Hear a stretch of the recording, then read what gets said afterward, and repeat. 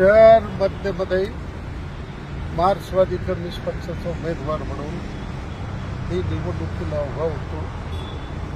गेले 4 महिने हजारो कार्यकर्ते परिश्रम करत आहे.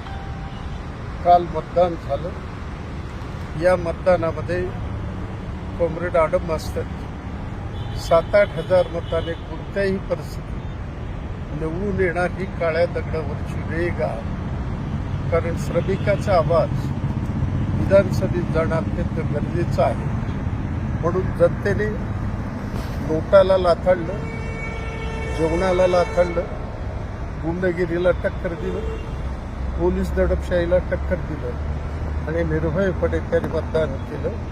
त्याबद्दल मी त्यांचं जाहीर अभिनंदन करत आहे. परंतु भारतीय जनता पक्षाचे उमेदवार देवेंद्र कुटे त्यांनी 19 आणि 20 तारखेच्या मध्यरात्री अत्यंत भयानक खोटं नाटक, कुटील कारस्थान रचून आडम मास्तर हा ख्रिश्चन धर्म स्वीकारलेला, आडम मास्तर आम्हाला पाठिंबा दिलेला आहे, आडम मास्तर आता आमच्यात बाद झालेला आहे, अशा पद्धतीच्या बातम्या रात्री 2:30 वाजता प्रसारित करून व्हॉट्सअपवर टाकण्यात आलं आणि लाखो लोकांपर्यंत पाठवण्याचा प्रयत्न केला. परंतु आमच्या पक्षाचे सेक्रेटरी रमेश शेख, शहर कमिटीचे सभासद ॲडव्होकेट अनिल सावंत, अनिल वासक यांनी ताबडतोबीनं यासंबंधी रात्री 3:30 वाजता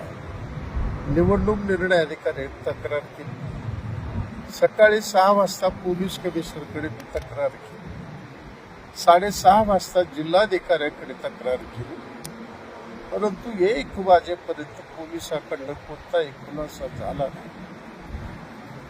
मतदारामध्ये संभ्रम निर्माण करण्याचा आटोकाट प्रयत्न त्याने केला. म्हणून आज जिल्हाधिकाऱ्याला पक्षाच्या वतीनं शिष्टमंडळ भेटण्याकरता आलो.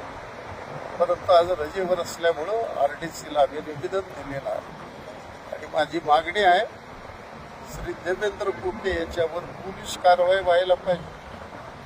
ज्यांनी अशा पद्धतीची बातमी प्रसारित केली त्यांना ताबडतोब तुरुंगात डाबलं पाहिजे. इतकंच नाही, आमची मागणी आहे 1951 लोकप्रतिनिधी कायद्यानुसार देवेंद्र कुटे यांना 6 वर्ष निवडणूक लढण्यास अपात्र करावं, अशा पद्धतीची आम्ही जाहीर मागणी करीत आहोत.